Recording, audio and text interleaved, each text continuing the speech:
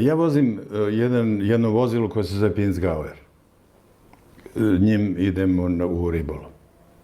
Pinzgauer je vozilo, terensko vozilo, za teren savršeno.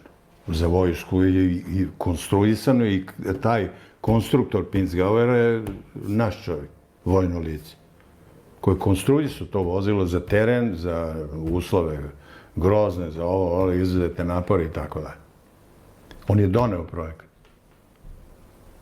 Godinama je čekao da neko vidi projekat, pa su oni videli. To je bilo jedna, pa su žvakali, onda je on prešao u Austriju, odmah su uzeli to i napravili Pinzgauer, koji je naša vojska posle kupila iz Austrije. Početak i kraj priče.